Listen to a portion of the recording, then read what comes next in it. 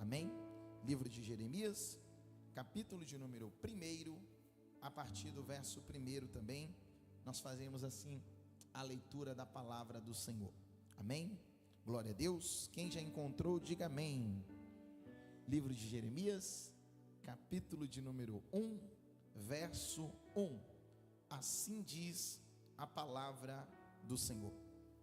Palavras de Jeremias, filho de Ilquias, um dos sacerdotes que estavam em Anatote, na terra de Benjamim, ao qual veio a palavra do Senhor nos dias de Josias, filho de Amon, rei de Judá, no 13º ano do seu reinado.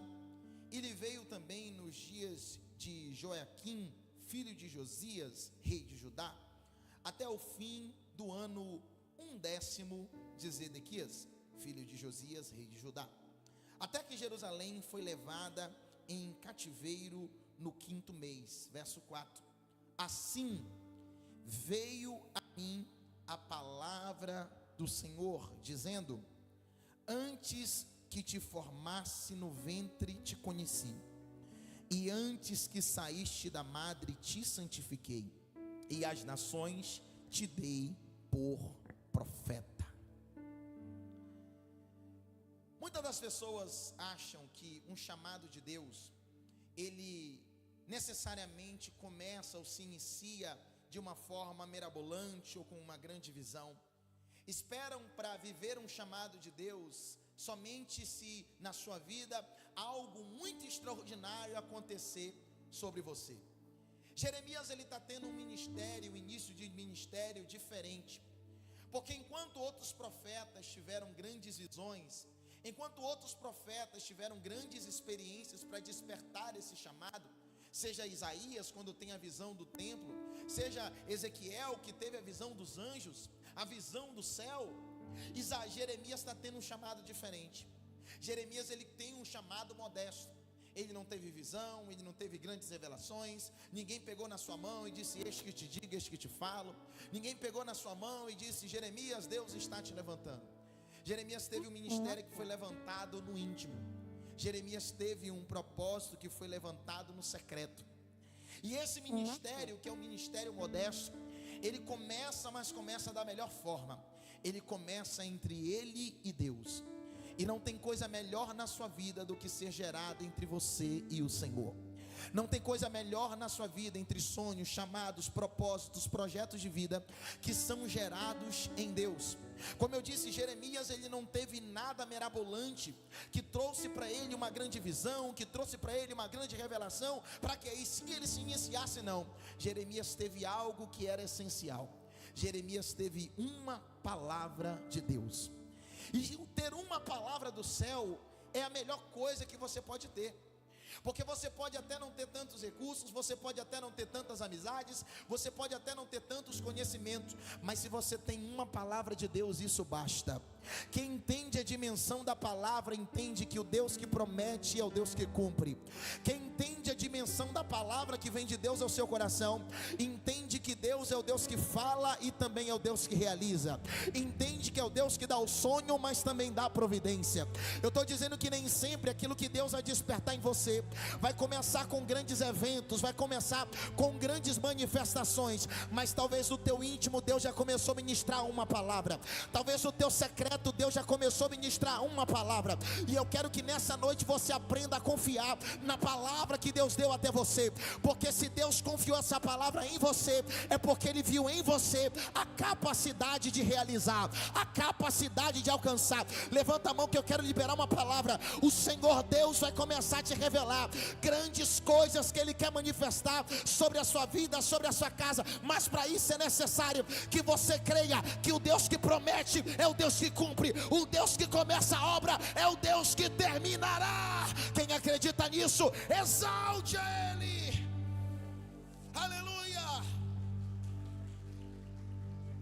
Jeremias, ele não tem um início muito escandaloso, mas ele tem um início maduro. E ele tem um início duradouro. Ele tem um início que começa sendo firmado em Deus, que começa sendo forjado em Deus. E quando Deus vai falar com ele, Deus vai dizer para ele as seguintes palavras: Jeremias, antes que te formasse no ventre, eu te conheci. Antes que te formasse no ventre, eu te conheci. Conhecer é uma palavra muito íntima. E conhecer, na verdade, se você for parar para pensar, são poucas pessoas que nos conhecem. Porque as pessoas só conhecem aquilo que você deixa mostrar, aquilo que você permite conhecer. As pessoas talvez te amam, te valorizam, desejam até ser como você, porque elas conhecem a melhor face que você apresenta. E talvez se conhecesse a sua pior fase, o seu pior eu, talvez diria: não, eu não quero essa pessoa perto de mim. Quantos de nós em um momento de fúria, um momento de angústia, você expressa uma face que foge da normalidade, e por esse momento alguém vai olhar para você e vai dizer assim: não, essa pessoa eu não quero perto de mim. A verdade é que ninguém nos conhece. Ele só conhece aquilo que nós deixamos ser mostrado. Ele só conhece aquilo que nós deixamos ser apresentado. E se as pessoas conhecessem a sua pior fase? E se as pessoas conhecessem o seu pior rosto? Quando você está sem maquiagem, quando você está sem aqueles atributos que você coloca, quando você está sem aqueles cuidados que você normalmente tem. E se as pessoas conhecessem você no seu pior momento? No momento que você não está em paz, que você não está sorrindo, no momento que você não está gargalhando com todo mundo. E se as pessoas conhecessem o seu pior momento, o momento em que você, buscando uma solução, você libera uma palavra até um pouco dura, em algum momento até ofensiva. E se as pessoas conhecessem a sua pior fase, sabe o que eles diriam? Eles iriam escolher se permanece com você ou não. Eles iriam escolher se permanecem com você ou deixam de andar com você. Aí sabe que Deus é tão lindo na sua palavra, que Ele diz o seguinte: antes que te formasse no ventre, eu te conheci. Enquanto as pessoas dependem daquilo que você apresenta para elas permanecerem na sua vida ou não, Deus está dizendo: eu já conhecia tudo isso. Eu já conhecia você no seu melhor momento, mas também já conheci você na sua pior fase. Já conheci você nos momentos de maior alegria, mas também já conheci você nos momentos de maior tristeza. Já conheci você quando você estava com a fé lá em cima, mas também te conheci nos teus momentos de angústia. Aí Deus está olhando para você e está dizendo: independente da sua fase, conhecendo tudo isso, como você é bom, como você é ruim, eu te escolhi, eu te conheci. Sabe que Deus está dizendo? Mesmo sabendo como difícil você era, mesmo sabendo, mesmo quando complicado você era, eu não abri mão de você, eu te amei do mesmo jeito, eu mandei o meu filho para morrer por você da mesma forma, mesmo na sua pior fase, eu decidi te amar. Deus, Ele nos amou, independente das nossas fases. E aí Jeremias vai dizer o seguinte, o texto vai dizer que antes do que? Antes que te formasse. Quando nós nascemos, eu sempre digo que uma criança, ela já nasce salva. Infelizmente, quando alguém acaba perdendo uma criança na infância, há uma dor muito grande, mas de mim nada tira a certeza que aquela criança está indo direto para o céu. Porque nós já nascemos salvos. Você perde a salvação no meio do caminho. Já nasce sem pecado, sem vaidade, já nasce sem maldade. Só que no decorrer do caminho, você vai se frustrando, você vai se decepcionando, e aquilo vai tirando de você.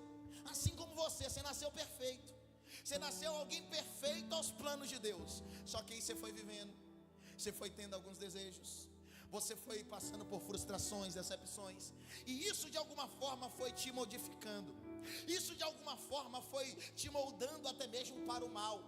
E aí alguém vai olhar para aquilo que se tornou e vai dizer: não tem como eu ser algo de Deus, não tem como eu ter um chamado de Deus, porque eu já pequei, porque eu já errei, que eu já caí, que eu já me frustrei, que eu já enganei, que eu já fiz isso. E aí tenta atribuir tudo aquilo que você viveu como um passado recente de sofrimento a uma impossibilidade de você servir a Deus. Aí sabe que Deus vem na sua palavra, Ele diz: Jeremias, eu já sabia que tu ia passar por tudo isso, mas sabe qual é a palavra? Antes de te formar no ventre, eu já tinha te conhecido. Antes de você sair da madre, eu já te santifiquei. Sabe que Deus está dizendo? A dor veio, mas eu cheguei primeiro. A angústia veio, mas eu cheguei antes. A decepção visitou o teu coração, mas eu já te amava antes disso. o problema veio sobre a tua família, mas eu já era Deus sobre você. Você não está entendendo? Deus chegou antes de tudo isso, antes de decepção, de frustração, de depressão, de enfermidade. Antes que houvesse mundo, eu sou. Antes que houvesse dia, eu sou. E ninguém há que possa impedir as minhas mãos. Operando Deus, quem impedirá? Deus chegou antes da sua vida. Não esqueça o Deus que te amou primeiro. Não esqueça o Deus que te comprou primeiro. Aleluia. Talvez alguém está tentando se apropriar disso para que você não viva os sonhos de Deus. Só que Deus está dizendo: eu te amei primeiro. Eu cheguei primeiro, Jeremias. Antes que te formasse no ventre, eu te conheci. E antes que saíste da madre, eu te santifiquei. Jeremias, nenhuma frustração dessa, nenhuma tragédia dessa é capaz de anular aquilo que eu tenho para a sua vida. Nenhuma frustração é capaz de destruir aquilo que eu tenho para você. Você não nasceu na tragédia que viveu. Você não nasceu na frustração que viveu. Você nasceu em Deus. Você nasceu no céu. Você nasceu com planos e projetos de Deus que seriam vividos para a sua vida. Pastor, onde nasce o chamado? O chamado, ele nasce numa necessidade do céu. Deus, ele não fala porque eu sou profeta. Deus fala porque existe alguém que precisa ouvir a sua voz. O chamado de Deus, o chamado, ele nasce numa necessidade do céu. Ou seja, quando o céu quer fazer algo sobre a terra, é nessa necessidade que desperta o chamado. Que na verdade ele não nasce, mas ele desperta, porque ele já está em você. Aquilo que você tem para viver já está em você. Só é necessário que desperte, só é necessário que acorde para viver aquilo que Deus quer gerar. Mas se o céu tem uma necessidade, quando é que eu passo a viver isso, pastor? Quando é que eu passo a viver o ministério? É quando eu me posiciono para viver a sua palavra. O livro de Isaías, projeta aqui para mim por favor. O livro de Isaías, no capítulo de número 6, verso de número 8, a Bíblia vai dizer que o céu está tendo uma necessidade. Isaías está tendo uma visão linda no capítulo 6. Se você puder ler todo o capítulo 6, você vai ver o tamanho da dimensão que Isaías está tendo. A Bíblia diz que naquele ano da morte do rei Uzias, ele viu o Senhor sentado sobre um alto e sublime trono, e as abas do seu manto enchiam todo o templo. E ali Isaías vai contemplar os serafins. Naquele momento ele vai perceber que no céu está tendo uma audiência. Naquele momento Deus está expressando uma necessidade. O cálice da ira está na mão de Deus. É necessário que alguém se levantasse para liberar a palavra do céu. E ali Deus aí está fazendo um questionamento. Isaías 6, verso de número 8. Olha o que a Bíblia diz. E em segunda ouvi a voz do Eterno, que chamava: quem hei de enviar? Quem irá por nós? Ao que prontamente respondi: eis-me aqui, envia-me a mim. O céu tinha uma necessidade. Era necessário que alguém se posicionasse para levar a palavra daquilo que Deus queria fazer na terra. Só que não tinha ninguém. E isso aqui é muito forte, porque um Deus que é conhecedor de tudo levou Isaías exatamente para o meio daquela audiência, para o meio daquela visão. E ali Deus está expressando e dizendo: quem hei de enviar? Quem irá por nós? E ali Isaías vai responder essas palavras: e então respondi. Troca essa tradução por favor. Eis-me aqui, envia-me a mim. Quando Isaías se coloca à disposição, ele está dizendo: Senhor, se for preciso viver o teu chamado, se for preciso viver o teu propósito, aqui está a minha vida diante de ti, aqui está a minha vida diante do Senhor. Sabe quando é que você começa a fazer parte dos planos de Deus? Quando você se posiciona a viver a sua vontade. A vontade de Deus é manifestar grandes coisas nessa terra. A vontade de Deus é manifestar grandes feitos nesse lugar. Mas quando é, pastor, que essas coisas começam a acontecer? Quando eu, que sou uma peça importante desse projeto, me coloco à disposição, me coloco exatamente onde Deus deseja e quer que eu esteja. Eis-me aqui, envia-me a mim. É nessa hora que você ouve Deus, ouve a necessidade, e você entende que você foi preparado para aquela situação. que Deus na verdade havia te preparado para aquele momento. Pessoas que Deus colocou dons, pessoas que Deus deu talento, pessoas que de alguma forma Deus deu algumas características que podem estar sendo usadas como instrumento para a vida de alguém, seja para cultivar, para ajudar, para ensinar, para instruir, seja para abençoar. Deus quer te usar de alguma forma, e ali é o momento em que a necessidade se encontra com quem tem o chamado, e na necessidade do céu agir, quem tem o chamado se posiciona e passa a viver o propósito. Sabe o que Deus espera de mim e de você? Que você não rejeite o chamado do céu, que você não rejeite a voz do Senhor, que você não rejeite o compromisso que Deus quer que você tenha. Uma vida, eu já falei isso e vou repetir, uma vida só faz sentido se for vivida para Deus. Uma vida só tem razão se for vivida para o céu. Você acha que Deus te colocou nessa terra só para você prosperar? Só para você ser um bom profissional? Só para você ser bem sucedido? Não, você carrega um chamado. Deus quer te usar de alguma forma. Deus quer fazer de você um exemplo. Deus quer fazer de você um instrumento. Deus quer te fazer de você alguém que vai viver um chamado do céu nesta terra. Aleluia. Muitas das vezes nós, homens, quando recebemos um dever, uma missão de alguém que está superior a nós, vou simular aqui um cenário aqui. Vamos supor que um patrão de uma grande loja, um empresário de uma grande loja, vira com o seu funcionário e diz: olha, sabe essa missão aqui que é de muita responsabilidade, eu estou confiando ela em você. E tem muitos outros lá, aquele que recebe a missão diz: olha, o patrão está confiando em mim, e você cuida com tanto zelo daquele compromisso. Imagina alguém que trabalha numa repartição pública, aí o chefe do seu setor chega assim: olha, estou confiando em você essa missão. Você olha e você se sente tão maravilhado, você se sente assim, tão incrível. Nossa, está confiando em mim. Se nós nos sentimos tão representados e tão valorizados quando o homem nos confia uma missão, o que dirá ser reconhecido por Deus? O que dirá Deus, meu irmão? A gente fala assim sem entender, se perdendo da dimensão disso. O Criador dos céus e da terra te confiou um propósito. O Criador dos céus e da terra olhou para você desde o seu nascimento e disse: Tiago, eu quero te usar assim. Mateus, eu quero te usar assim. Nilson, eu quero te usar assim. O que o Senhor está dizendo? Que o céu confiou uma missão em você. Não seja covarde de não vivê-la. Não seja alguém que vai jogar fora, que vai ficar calado. Não, seja hoje como Isaías, que vai dizer: Senhor, eis-me aqui, envia-me a mim. Se o Senhor quiser me usar, eu estou aqui com a minha vida à disposição. Se o Senhor quiser falar através de mim, eu estou aqui com a minha vida à disposição. Eis-me aqui, envia-me a mim. Eis-me aqui, envia-me a mim. Mas aí o que é que entra? Entra alguém que ouve Deus chamar, ouve a necessidade do céu, e ao invés de se posicionar, ele diz: não, eu vou ficar caladinho aqui mesmo, não vou me comprometer não. Quem enviarei? Quem poderá ir por nós? Não, eu vou ficar calado. Não vou assumir esse compromisso não. Deus o livre, está repreendido. Olha para cá. Você carrega algo de Deus. E quando nós falamos de chamado, escute isso, deixa eu quebrar isso aqui em você. As pessoas acham que chamado é só estar com o microfone aqui pregando. Não, cada um aqui tem um chamado. Deus quer usar cada um de uma forma diferente. E mesmo na sua simplicidade, aquilo que você acha que é simples, para alguém vai ser a resposta que ela precisa. Sabe o que é viver um chamado?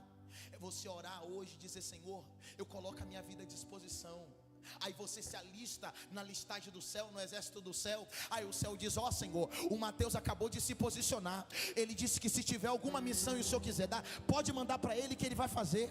Aí Deus olha: tá bom, tudo bem. Aí você está orando, eu estou clamando: Senhor, se o Senhor quiser me usar, pode me usar. Aí de repente eu estou andando na rua, o Espírito Santo me incomoda, entra lá dentro, compra uma cesta naquele mercado, entrega lá dentro daquela casa. Aí você é um filho obediente que já disse: eis-me aqui. Você vai lá e pega a cesta, leva para dentro da casa. Aí quando você entrega dentro da casa, alguém olha para você e diz: meu filho, meu Deus, eu orei a noite toda pedindo a Deus uma resposta, e você está sendo instrumento para a minha vida. Aí você pega, em outro momento está passando, aí de repente Deus te incomoda, tem alguém que está em algum lugar, olha, eu não sei porquê, mas Deus mandou pegar esse dinheiro que está aqui no meu bolso e poder te ajudar. Aí a pessoa olhar para você e diz: misericórdia, eu acabei de orar e disse: Senhor, eu não sei como é que eu vou honrar aquele compromisso, e o Senhor Deus te usou para me abençoar. Pastor, essas coisas acontecem? Claro que acontece, irmão, todo dia. Mas só acontece na vida de quem se colocou à disposição para viver o chamado. Isso aqui não é coincidência. Isso se chama propósito de Deus. Isso se chama projeto de Deus. Quem já ouviu aqueles testemunhos de alguém dizendo assim: ó, eu estava passando por uma situação, precisava de um recurso, quando eu fui olhar na conta, não sei de onde veio, mas tinha um dinheiro na minha conta. Quem já viu esse testemunho? Quem já viu? Esse testemunho é lindo, né? Mas presta atenção, outro dia um amigo meu, ele fez um depósito errado. E ali ele fez o depósito, e ele pegou e disse: rapaz, eu estou preocupado, já liguei para a pessoa, não chama, não chega a mensagem, não vai. E ele é crente. E ele disse: poxa, é duzentão, Mateus. Aí eu virei para ele, eu disse assim: vai te fazer falta? Aí ele trabalha num lugar bacana, né? Falou: não vai me fazer falta. Eu falei assim: tu já ouviu, ele é crente também, tu já ouviu esses testemunhos do pessoal que vai no culto e diz assim: olha, apareceu um dinheiro na minha conta? Ele diz: já. Eu falei: pois é, sumiu da tua para aparecer na vida de alguém. Às vezes aparece na minha, mas às vezes sai da minha para o... Não, você não pegou, vou falar de novo. Às vezes a bênção aparece na minha conta, mas às vezes sai da minha para aparecer na conta de alguém. Aí eu falei assim: tu não conhece a pessoa, mas e se essa pessoa estivesse orando nesse exato momento? Tu sabe quem é ela? Sabe? Não sei. Mas e se essa pessoa estiver orando e pela fé ela diz: Senhor, eu vou abrir esse aplicativo, e na hora que ela abrir tem R$200, que é o que ela precisava para pagar o gás dela. Sabe o que eu disse para ele? Eu falei: ei, entrega na mão de Deus, coloca na mão do Senhor, porque de alguma forma Deus pode estar abençoando alguém que está orando nesse exato momento. É isso que Deus quer fazer com a nação profética. É isso que Deus quer fazer com Macapá nesse ano. Deus quer fazer com que você seja instrumento do céu, que você seja um canal da bênção de Deus, que através de você a unção do Senhor venha fluir, a resposta de Deus venha fluir, o milagre de Deus venha ser gerado. Tem alguém que acredita nisso? Começa a glorificar a Ele, começa a bendizer o Senhor, começa a exaltar ao Pai. Aleluia, glória a Deus. Isso só acontece na vida de quem se posiciona. Isso só acontece na vida de quem disse: Senhor, eis-me aqui, pode me usar. Então não rejeite o chamado do céu. E esse negócio de dar para o outro, fazer para o outro, isso é negócio só de crente. Porque eu vou te dar um exemplo. O que é melhor? Você receber um dinheiro ou você gastar? Receber, não é verdade? É muito melhor. Ou perder, muito melhor. Receber. Aí o Evangelho diz que para Deus é melhor dar. É melhor que você dê do que receba. É melhor você abençoar do que ser abençoado. É melhor você servir do que ser servido. Isso é Evangelho. O que o Senhor está dizendo? Que na verdade, quando você se posiciona, você passa a fazer parte daquilo que Deus está escrevendo na terra, daquilo que Deus está gerando na terra. Quem é pai aqui, pai? Você vai entender isso aqui. Quem não é pai vai imaginar. Imagina o seu filho que desejou um presente, principalmente na infância. Desejou algo, queria tanto algo, e você foi lá, preparou, comprou, parcelou 10 vezes. Aí você chegou para o seu filho, e aquilo que ele tanto queria, você pegou e entregou na mão dele. Quando ele abriu lá, seja aquele videogame, aquele tablet, aquele livro, enfim, aquilo que ele queria, quando ele pega e abre, e ele recebe aquilo com tanta alegria, por ter recebido aquilo, acontece algo que ninguém se explica. Porque você que é pai, você está gastando, você está perdendo, você está parcelando, vai ter que trabalhar para pegar. Os que você está entregando, quem está recebendo o presente é o seu filho. Mas quando você vê a alegria dele, você fica mais feliz do que ele. Você se sente muito melhor do que ele. Sim ou não? Sim ou não? O que é isso? Isso é o mesmo princípio do Evangelho. Porque as pessoas vão olhar para você e vai dizer assim: deixa de ser besta, você está fazendo para os outros. Mas eles não sabem aquilo que você está recebendo de volta. Eles não sabem o que Deus está ministrando em você de volta. Eles não entendem aquilo que Deus está forjando em você de volta. Você pensa que você está fazendo pelos outros, mas na verdade Deus está fazendo muito mais por você. Deus está fazendo infinitamente mais por você. Não rejeite o chamado de Deus. Não, pastor, eu não vou fazer isso porque já me enganaram muito. Não, pastor, eu não vou servir não, porque já me frustraram muito. Não, pastor, eu não vou me posicionar não, porque eu já passei por muitas situações. É necessário que você vença as rejeições. E não permita que as rejeições atrapalhem o chamado de Deus na sua vida. Sabe por quê? Porque Davi era o cara mais rejeitado da família. Davi era rejeitado pelo pai. Davi era rejeitado pelos irmãos. Davi foi rejeitado pelo gigante. Davi foi rejeitado por Saul. Todo mundo rejeitava Davi. Davi não tinha o privilégio de sentar na mesa. Davi não tinha o privilégio de estar em comunhão, em unidade com seus irmãos. O que mais Davi carregava era rejeitão. E aí na sua rejeição, ele poderia muito bem olhar para si e dizer o seguinte: eu não permito mais que o chamado de Deus aflore na minha vida, porque eu fui rejeitado, porque eu carrego traumas, eu carrego decepções. E se Davi fosse um mimadinho de Jesus? E se Davi fosse um birrento? Ele não tinha ido para a mesa. Sabe por quê? Porque quando Samuel chega na casa e nenhum dos filhos se encaixava como rei, a Bíblia vai dizer ali que mandaram chamar. Aí nessa hora, alguém vai lá com Davi, onde ele estava esquecido no pasto, e vai dizer para ele: Davi, todo mundo lá foi rejeitado, e falaram que a gente só vai sentar na mesa quando você chegar. Sabe o que aconteceria? Se Davi fosse alguém que estava frustrado ou decepcionado, ele ia aproveitar a oportunidade. Não vou não. Quer dizer, ninguém me chamou para a mesa, aí agora que estão precisando de mim eu vou? Na hora que estava tudo bem, ninguém me convidou, e agora que só vão sentar na mesa se eu chegar, então não vou. E se Davi fosse um birrentinho de Jesus? E se Davi tivesse algumas birras que nós carregamos? Não vou fazer porque não fizeram por mim. Não vou lá porque na hora que era para mim ninguém fez. Não vou fazer porque quando foi para mim ninguém me ajudou. Se você de alguma forma permitir que a rejeição tome o seu coração, ela pode roubar de você o maior testemunho da sua vida. Ela pode roubar de você a maior experiência da sua vida. Ela pode roubar de você o maior milagre para a sua vida. Sabe que Deus está falando com você hoje? Não permita que a rejeição gere feridas. Seja hoje curado, seja hoje sarado, seja alguém que é tratado em Deus, seja alguém que é forjado em Deus. Para quê, pastor? Para não ser contaminado pelas frustrações do mundo, para não ser contaminado pela rejeição do mundo, porque você sabe que tudo aquilo que você está passando tem um propósito. E mesmo que você não entenda hoje, lá na frente você vai entender que Deus sempre esteve no controle de tudo. Davi, ele não tinha amor de pai, não tinha amor de irmão. Aí por não ter amor de irmão, escute isso, Davi cuidava das ovelhas como ele queria que cuidasse dele. Em outras palavras, ele não fazia o mal ao outro que fizeram a ele. Ele tratava bem da forma que ele gostaria de ser tratado. Sabe o que Davi fazia? Pegava as ovelhas, levava elas para comer, depois levava elas para beber água, depois levava elas para descansar. Davi cuidava dessas ovelhas o dia todo. Aí eu imagino certo dia Davi todo rejeitado, olhando, e ele cuidando das ovelhas como ele gostaria de ser cuidado, cuidando daquelas ovelhas como ele gostaria que alguém cuidasse da sua vida, que alguém cuidasse dele. Aí eu imagino certo dia Davi sentando debaixo de uma árvore e dizendo assim: oh meu Deus, tudo que eu queria que alguém cuidasse de mim igual eu cuido dessas ovelhas. Tudo que eu queria era que alguém me amasse igual eu amo essas ovelhas. Aí Davi olhou para um lado, olhou para o outro, não tinha ninguém. Aí nessa hora Davi pega a harpa e escreve uma das maiores canções que é cantada em todo o mundo.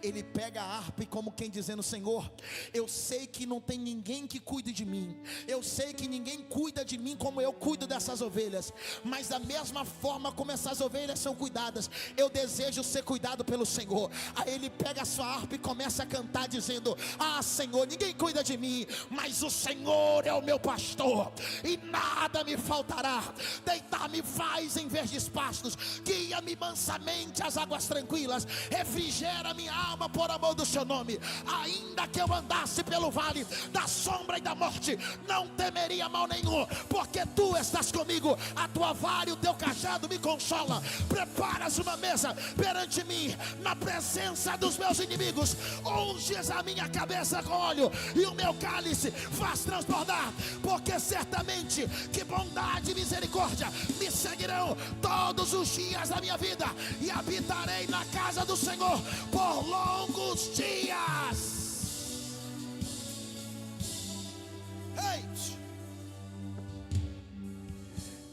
Davi estava dizendo: eu sei que o mundo pode até não cuidar de mim, mas o Senhor vai continuar cuidando. Sabe o que eu aprendo com Davi?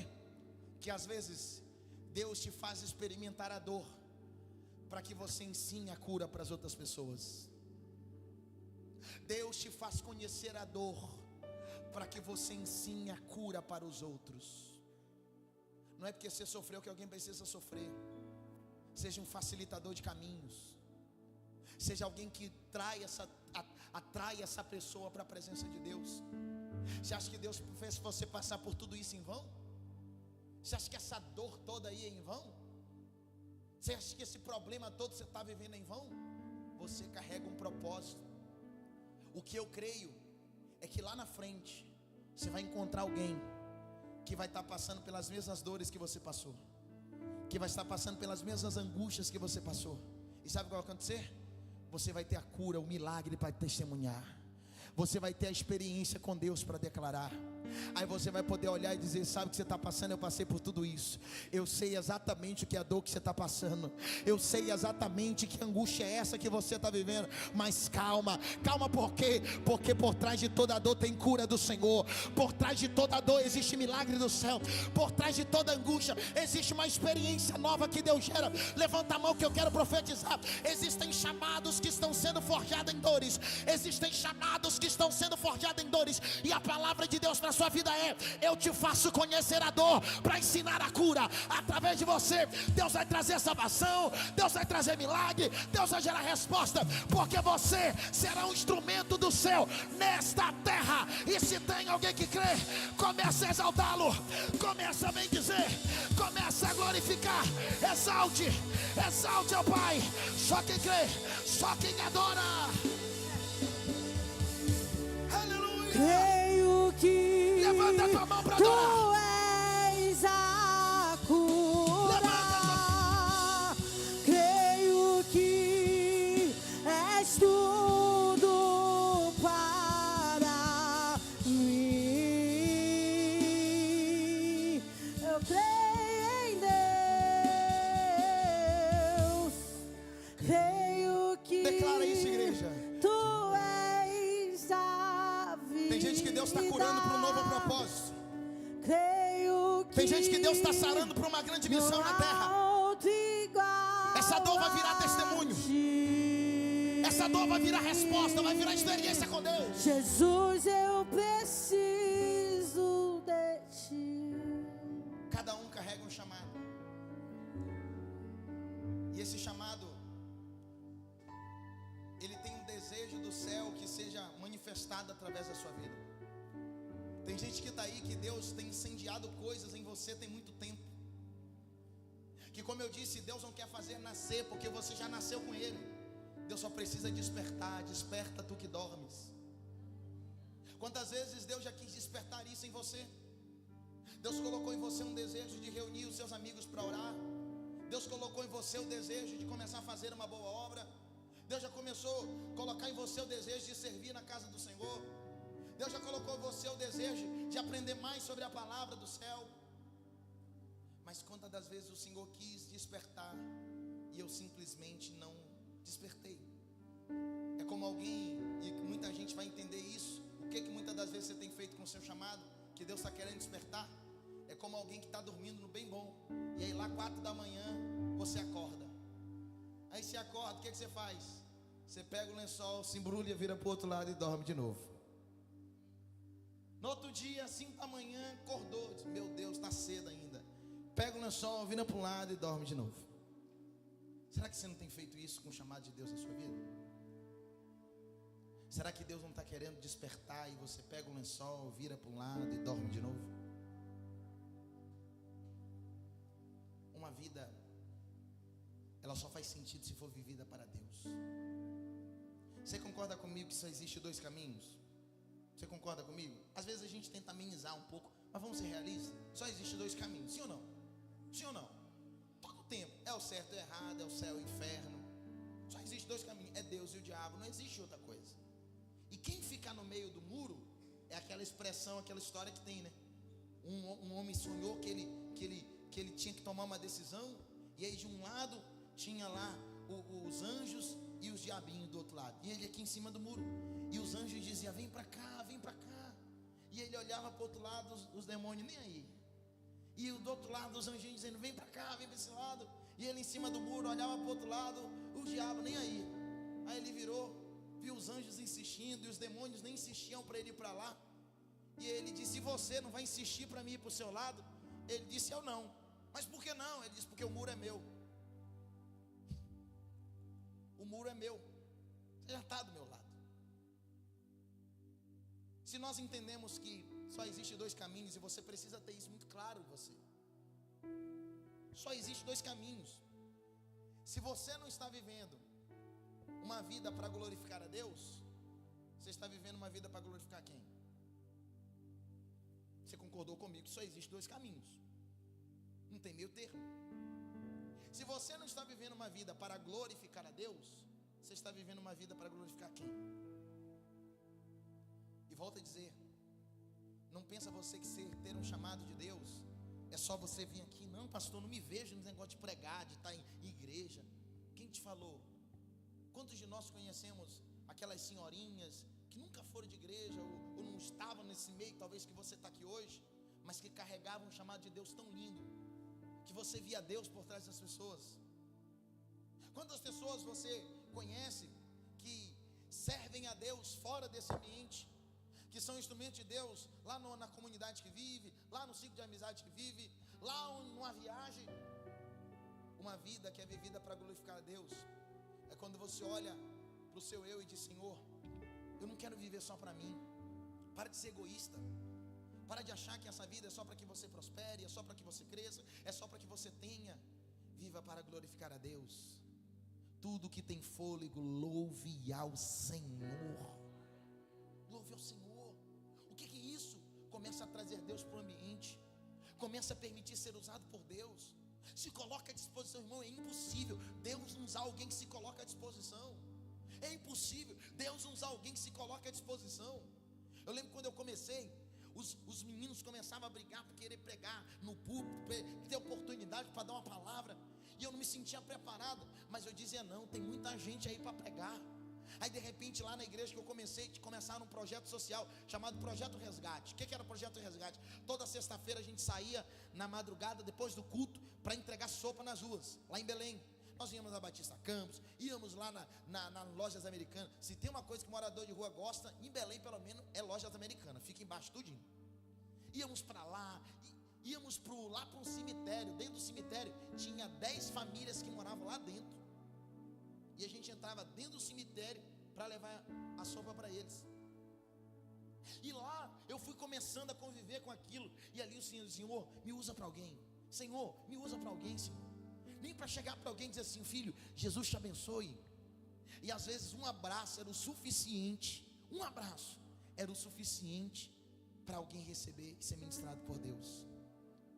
E aí eu lembro que na situação eu começava lá, e ali o ministério foi despertando. Enquanto os outros queriam oportunidade lá no altar, eu estava tendo oportunidade na rua. Cada vez que a van encostava, eu já descia com a palavra e dizia: bora reunir aqui. E eu era gaiato, sempre fui.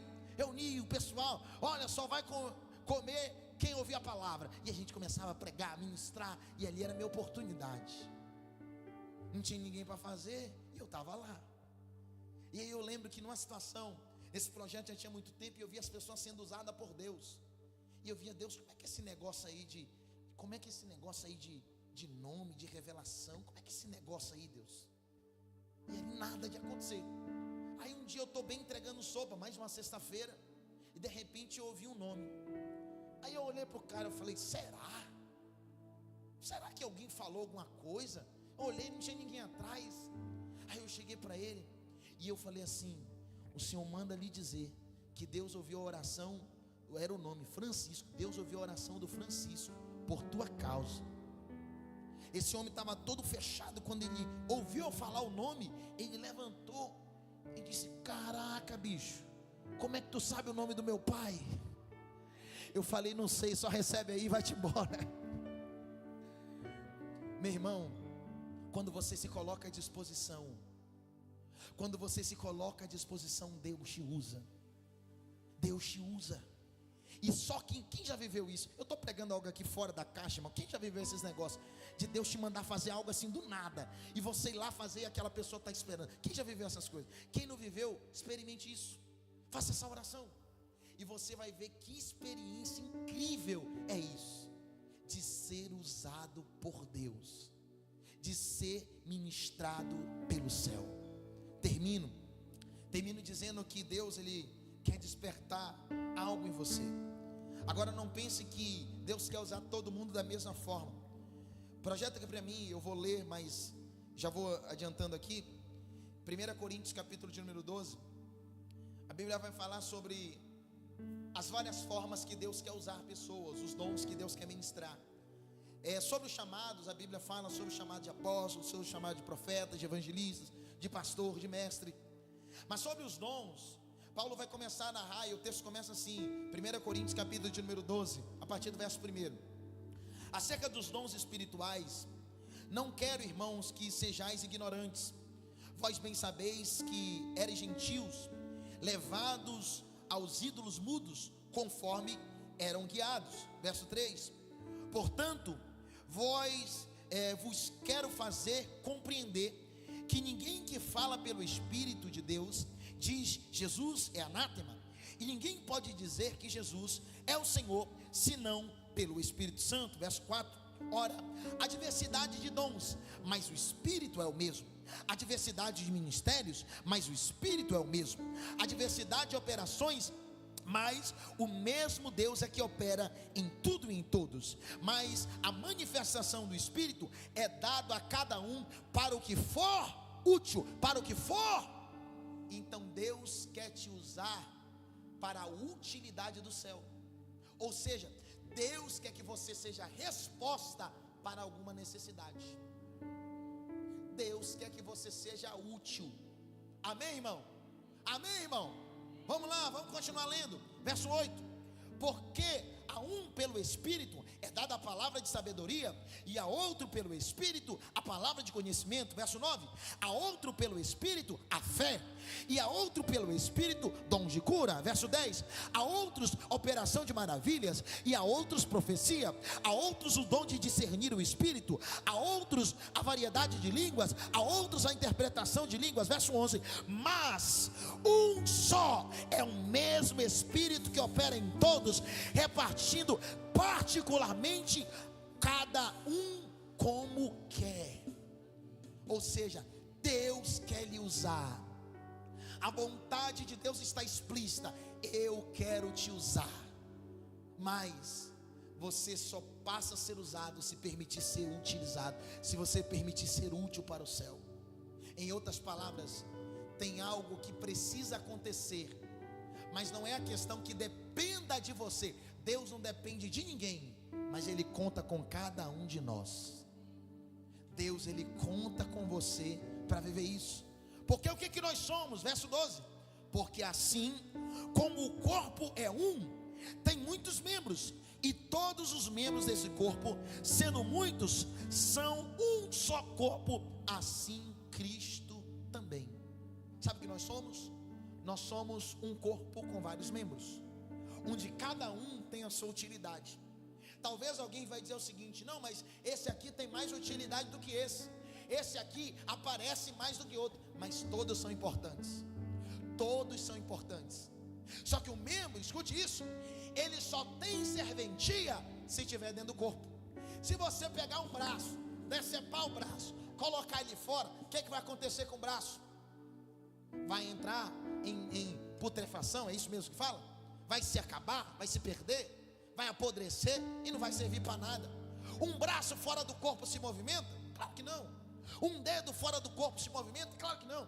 Um pé cortado, jogado, se movimenta fora do corpo? Não. Onde é que o membro tem utilidade? No corpo. É quando nós somos igreja. É quando eu olho para o meu irmão e digo: irmão, Deus está te usando ali, mas Deus também está me usando ali. E nós estamos no mesmo propósito. Nós estamos apontando para o mesmo Cristo, para o mesmo Deus. Nós estamos juntos em uma só missão. Estou muito feliz porque o braço tem desempenhado essa função, mas Deus também tem me usado como perna. Deus tem me usado como pescoço. Deus tem me usado como orelha. O que é que o Senhor está dizendo? Cada um aqui tem um chamado, cada um aqui tem um propósito. E na sua simplicidade, meu irmão, Deus quer te fazer útil. Deus quer te fazer servo. Deus quer te fazer instrumento para a glória do Senhor. Quem aqui crê na palavra, exalte a Ele. Amém. Amém, queridos. Então essa é a palavra de Deus para as nossas vidas hoje. Desperte o chamado de Deus na sua vida. Pergunta: você já tem sido usado por Deus? Ou melhor, você já tem se permitido ser usado por Deus? Você já olhou para o céu e disse: Deus, se o Senhor quiser me usar, eis-me aqui.